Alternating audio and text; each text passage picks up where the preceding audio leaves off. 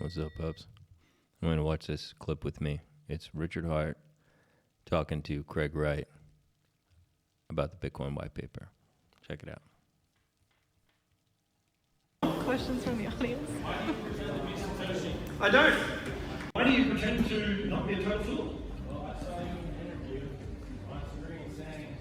I don't ever want to be in the public again. You know, you've bothered my family, you've bothered me, you've bothered the people I work with. This will be the last time that you ever see me. Those words from your mouth.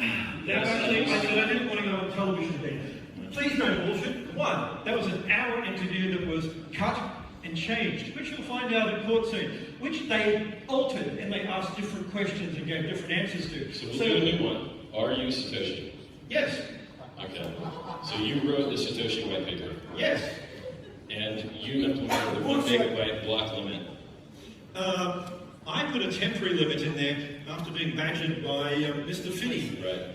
So when you had access to the code base and could update the GitHub, and when you had access to your account on Bitcoin Talk, and when you had access to your Satoshi@gmx.com email, when did you decide that you would stop using those and stop having influence over the project, and then side channel appear as a broke guy later with no successful business interests, no Bitcoin tied to his address, no running from the government in Australia from the Australian tax office?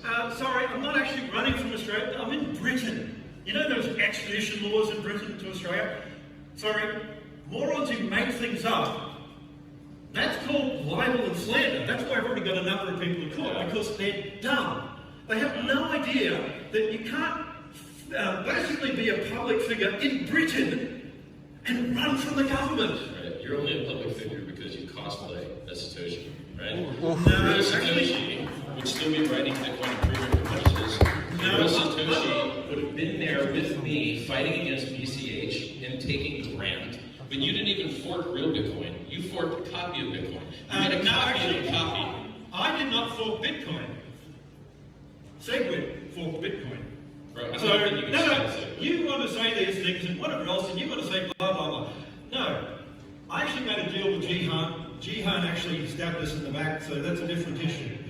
I was watching you during the hash rate race when you were competing with Kelvin's hash rate from CoinGeek to try and actually take over as the authoritative chain against Bcash. No, actually, we sorry, dude.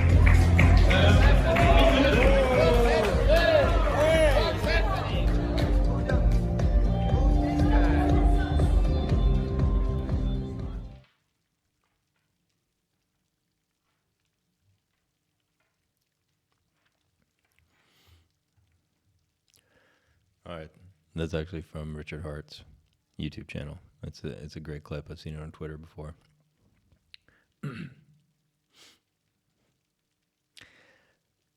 I don't think Craig Wright is Satoshi Nakamoto.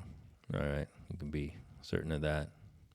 But it is funny with, I think the court case is happening right now. So you're seeing the future right now. It's in court where he's, all his documents are up because he's been forging them, supposedly. Still claiming to be Craig, or still claiming to be Satoshi Nakamoto. Now, I don't think it's him, without a doubt. His body language is pretty clear. He's cosplaying up there for sure. Richard Hart said that very well. But when you look back at the history of the time when it was being created, you know, we have Hal Finney and Nick Szabo, okay, back and forth about it. I don't think it was Hal Finney. I really don't. I think it's possible it's Nick Szabo.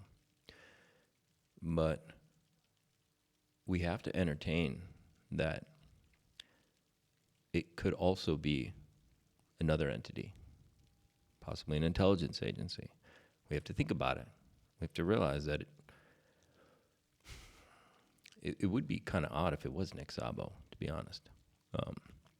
It's really tough to keep a secret like that for this long, you know, even if you're a smart guy, you know. Now, I think when you think of it like maybe it is this other entity with ulterior motives, you know, these agencies they throw a lot of spaghetti on the walls. They're smart, but not so smart, all right? And sometimes things stick. And there's probably a lot of things they threw out at that time period and before, and we just don't know about because they didn't stick and they just never happened. But this one did, and it happened, and it stuck. Let's say that's what happened. And they knew at some point, I guess they could sell that wallet. They could bring it down. And that's a possibility. Maybe this lines up well. Maybe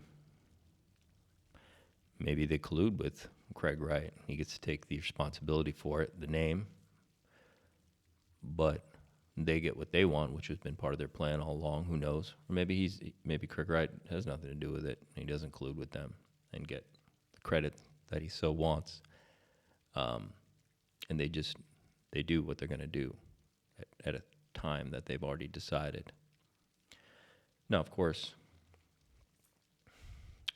it would be convenient if they had already decided they're going to split the chain and have their own fork of Bitcoin that they're going to pump. That would be convenient, wouldn't it? It's just something to think about. It's something, you got to strategize. You got to look at all these things. I'm not so worried. I bought my first Bitcoin in 2013, but I'm all in Pulse Chain and Pulse X. So if this were to be a big calamity to fall the crypto market, you can be sure that the horse that's going to come out of the gate the fastest is going to be Pulse Chain X, Pulse X, Incentive, the whole Richard Hart ecosystem. Okay? Not a doubt in my mind. As they figure out which Bitcoin, who wants to follow what, whatever. But whatever entity did this, should they have their own chain conveniently ready to go, that's the one that they're going to pump. And the masses, well, they're just going to follow whatever has the most green candles. Ethics are going to go all out the window. All right. So keep an eye open. Later.